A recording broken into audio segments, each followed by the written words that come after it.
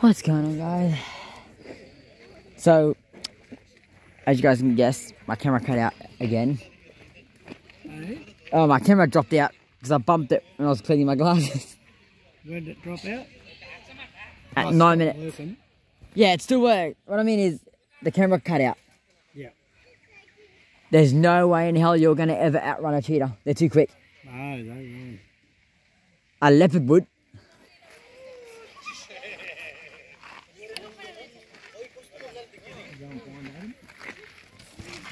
Yeah, we better. He's probably getting worried where we are. Oh no, he'll be alright.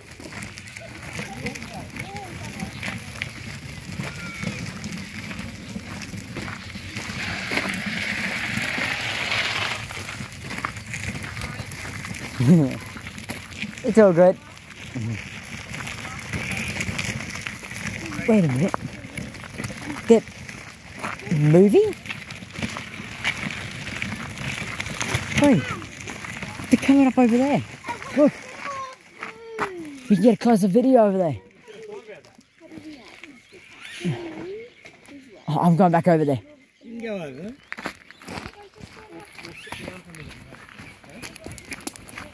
The elephants are coming over, guys.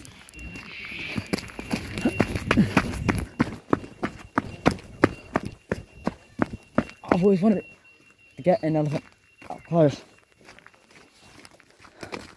And I'm going to go up onto the...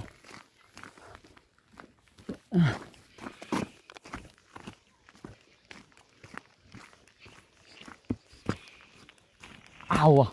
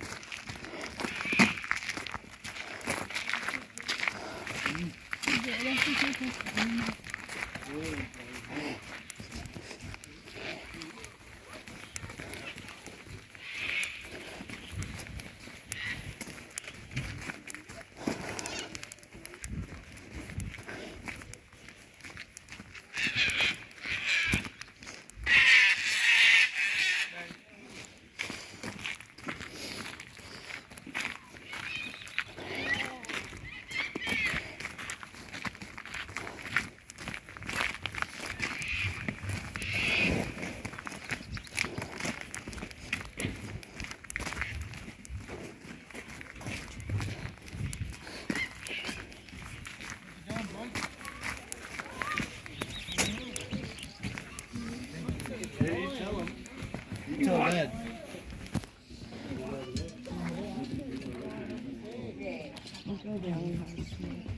Slow down, mate.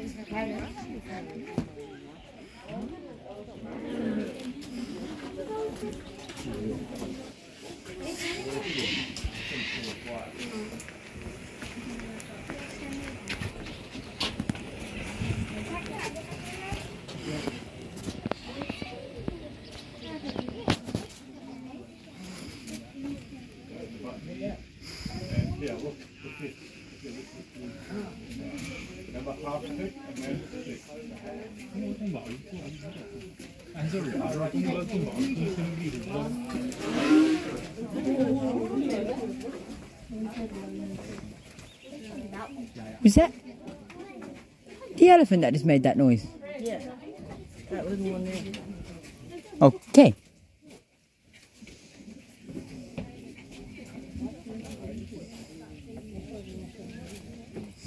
In there. Oh, look, your little school friends.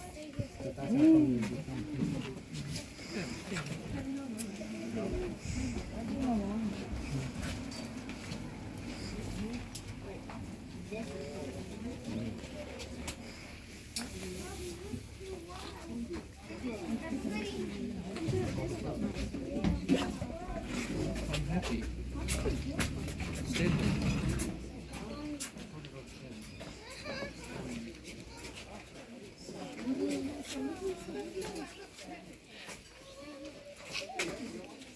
You're here for the elephant.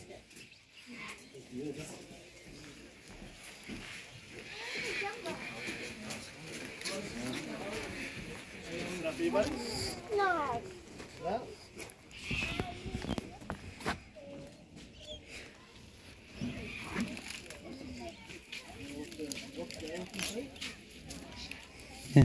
They're hungry, look at them. Yeah. Getting a video? Oh yeah.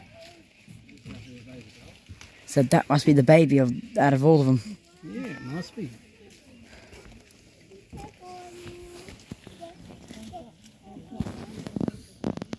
Finally got him up close.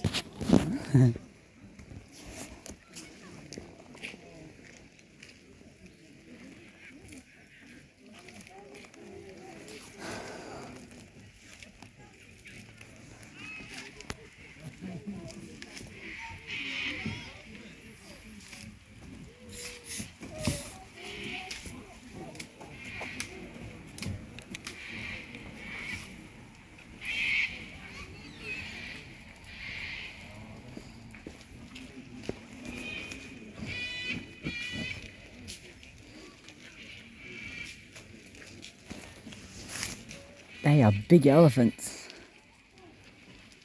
I bet they get bigger than that too, depending on the breed. Can everybody hear that okay? That's coming through. Beautiful. Good afternoon everybody. Welcome to Taronga Western Plains Zoo and a very special welcome to the elephant exhibit. My name's Lockie and this morning I'm going to tell you a little bit about who we have in our elephant herd. As well as a bit about how we manage our elephants and what a normal day looks like here for the elephants. A little bit about what some of their unique features that make them very recognisable and very unique compared to some of the other animals. He's over there. On your trip around the zoo today. So in front of you we've got 4 members of our herd. We do have 7 Asian elephants here at the zoo. These 4 in front of you here today are the females in our herd. So that means on the left-hand side up the here, other 3 are the males. One of our older females. She's 25 at the moment, turning 26. Next up we've got Canleia. She's our youngest calf. She's 5 this year. Next to her we've got her mum, Pawn Tip, who's our oldest female. She's 30 years of age. And then down here on the right hand side we've got... So that's mum and baby. She's a 16-year-old female and the newest member of our herd. She only came to us early last year from Auckland Zoo. So she's still... That's in New Zealand, isn't it? Auckland? And you can So see she's come all the way from New Zealand. This morning. Tong D on the left hand side is a bit of a greedy guts. So at the moment we're just separating all the females just so she doesn't shark around and take everybody's food. So Shark around. separate these guys at the moment. And for anyone that's interested, what they're eating at the moment is pineapple tops. So when they harvest I thought they were. fruit up in North Queensland, you I know where that is. plant like this. I grew up in Queensland. But now they actually harvest them and bring them down here. And a bit of a tasty treat for the elephants. So a bit of the taste of pineapple there, which is nice. Sorry guys, had a few issues with the microphone. We'll see how we go with that. So these are 4 members of our herd. We've also got 3 males. So we've got 2 boys in the next exhibit over. We've got Paddy Hahn and Sabai. Paddy Hahn is actually Pawn Tip's second calf. So Pawn Tip here in the middle, that's her second calf. And then Sabai is Tong D's other calf. So she's had one boy, one girl. Females in front of you here have had 2 calves. Tong D's second calf went down to Melbourne Zoo a few years ago and he's helping out with the breeding program down there. So doing really, really well. And last but not least, we've got Gung, who's our biggest male. He's actually at the back at the moment. He's up behind the sheds here. So unfortunately, he won't be on display today. But he is our biggest bull. He's 22 years of age this year, and he's about almost 5 tonnes. I think he's about 4.5 tonnes. That's a big boy.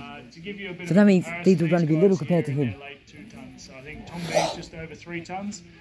So he's got another almost 2 tonnes on these guys here. So it's quite an impressive bull. Whoa, that's big. Now, talking about unique features, obviously the first thing you think of when you see an elephant is that trunk. It's one of their more distinguishing features, and it's very specialised. It's a little bit different to any other animal that has any appendages on their body as well. So the trunk is a very specialised appendage. So it's a bit like their 5th limb. So whatever we do with our hands and our arms, they use their trunk for. But the main 2 uses, obviously, for that trunk are eating food and drinking water. So you can see the way an elephant's put together. they don't really have much of a neck, so it makes it hard to get that mouth down to ground level for feeding. If you might have seen things like our eland, or and that's why they use their trunks. On your way around the circuit today, they've got that very low slung head, so they can walk along feeding all day. Not really the case for these guys. So the trunk comes in handy for that. They can obviously reach objects from the ground and deliver those objects up into their mouth. They're also very, very good browsers, so they do feed high up in the trees to get lots of different vegetation. So these guys here can reach heights of around about 6 metres in the air. They can easily stand up on their hind legs, and they can reach right up in the trees for food. And they can outcompete most of the species of browsing rights in the wild. Now, if you can see from where you are and you look a little bit closer, you can see that they've actually got a finger right on the end of that trunk. We call it a finger or a beak, and they use that just like we use our finger, and then they've got a pad down the bottom of that trunk. And so that enables them right to on the pick up tip, very, very like a little small items finger. from the ground. They're extremely dexterous with that trunk. To give you a bit of an idea, they can undo things like this. So something as small as this D-shackle here, these elephants can undo with that trunk. You can see Kent's holding a nurse at the moment. That's what she's They are clever. So yeah, very, very dexterous. They can pick up coins off the ground as well, which is quite cool. But their trunks are very strong as well. They're made up of about 40,000 individual muscles. So these guys could probably pick up around about half a tonne straight up in the air with that trunk. So really, really strong, but also very dexterous. Now, drinking water is a bit of a different story. Their trunk is actually There's one up the back. of their Come over here. nose and their upper lip. So you guys can imagine That must be one of them. That must be two of the males up the back there. Same with these guys. So what they do is they use it as a bit of a cup. So they'll suck up about 8 litres of water into that trunk, and then they blow it back into their mouth, and that's how an elephant drinks its water. So that trunk is a really, really useful appendage to have on the front of your face. Now moving up a little bit further, you might notice with Canleia here, you can see just a little touch of ivory there right at the base of the trunk. So elephants do have tusks, or tushes, which most of you probably know. Yeah, I knew usually that. with the Asian elephants, the males get the big sets of ivory called tusks. Is that the big ones talking about like Females this? get smaller, modified ones called tushes. So a little bit different between the males and the females. Tusks or tushes are very important. Usually they use them for a variety of different things. So they'll use them to push down trees. They'll roll logs. They'll strip the bark off logs and trees. They'll actually dig up the ground for water And and for minerals self-defense as well. too. But the most important thing they use their tusks for is obviously combat. So they'll use it as defence or attack. And you might have seen footage or pictures of, or even wild elephants sparring. So they use those tusks for fighting one another. Now, tusks are made of ivory, which is very valuable, but it's a little bit different to the rest of their teeth. So the tusks are considered teeth. They're the remnants of their incisor teeth. And then they've also got 4 molar teeth as well. So they've got 2 teeth at the top of their jaw and 2 at the bottom.